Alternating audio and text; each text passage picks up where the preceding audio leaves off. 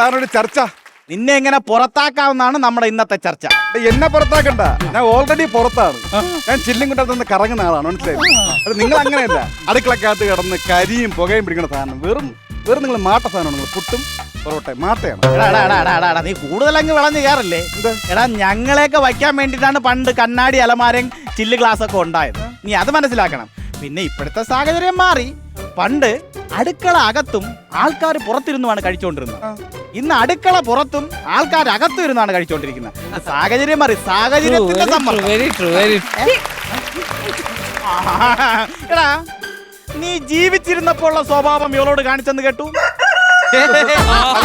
അത് മനസ്സിലായില്ല. അത് ക്ലിയർ ആണ്. എന്ത് സ്വഭാവം? കോഴിത്തരം.